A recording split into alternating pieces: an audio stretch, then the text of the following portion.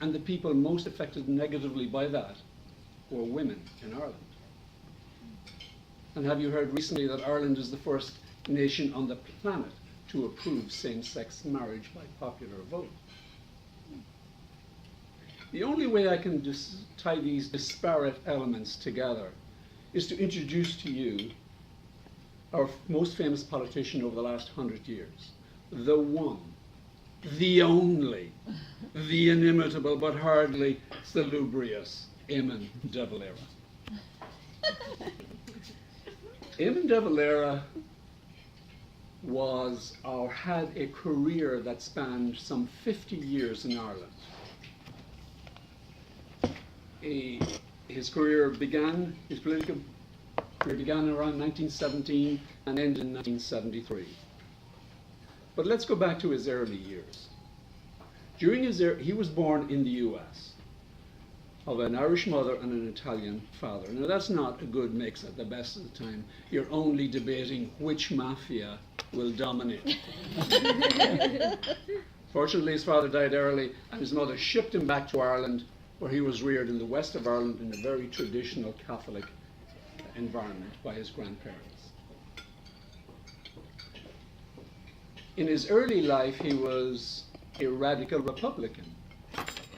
Some of you may have heard of the 1916 Rising, which was an insurrection in Ireland, a civil revolt, an armed revolt, I should say, in 1916. It lasted 1 week. 7 of the 8 leaders were executed by the British. De Valera was not, because he was an American citizen. At the time, England wanted the US to enter the First World War, and they decided, let's not execute one of their citizens. It's probably not the best way to achieve that objective. It was a decision both England and the US would come to regret.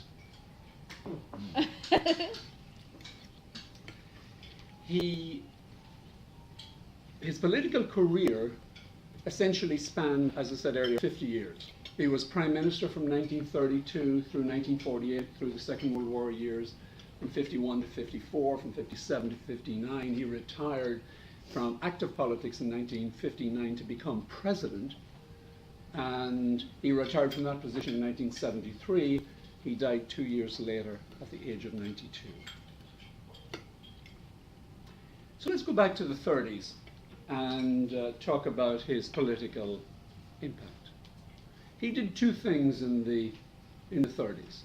First of all, he had a real issue with the partitioning of Ireland that occurred in 1921. In 1921, the southern part of Ireland became separate from the UK. The northern part of Ireland remained part of the UK. He viscerally disagreed with that, and he instituted legislation that began to separate this entity even further from England, but also made a claim that Ireland's national identity included the full island of Ireland. And that was very significant. And the second thing he did was that he gave the Catholic Church a very special position in the Constitution, so much so that the Catholic Church wrote the legislation that made civil divorce illegal. And that stayed on the statute books for a long time. In the 1930s, he also kept Ireland out of the Second World War. At the time, England had some naval bases populated around the shores of Ireland as part of NATO, as part of the North Atlantic Treaty Organization's defence plan. De Valera negotiated with the then Prime Minister of the UK and got those naval bases removed, thereby assuring Ireland stay neutral.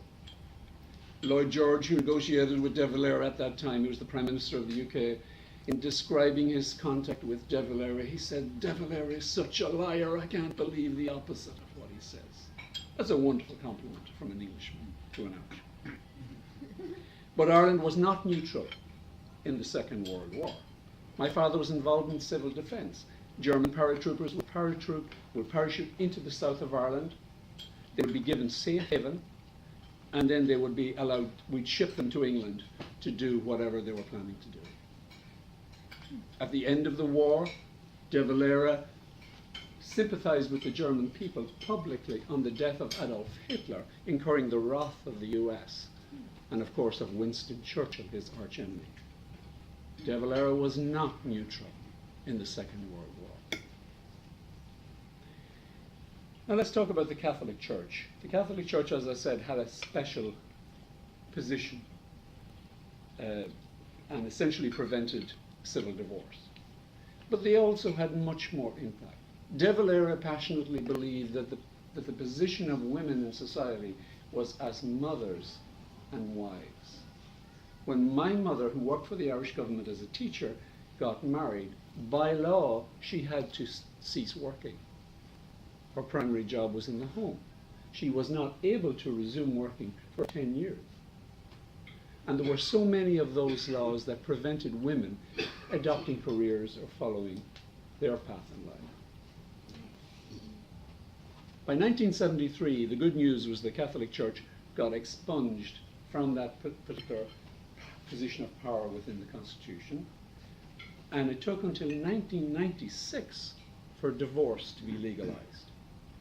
And only then could property rights and the whole legal system change to allow women to have their normal rights. 1996 is not a long time ago.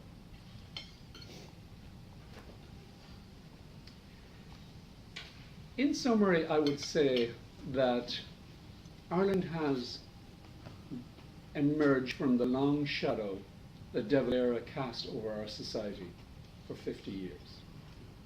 The relationship with England is at its best ever.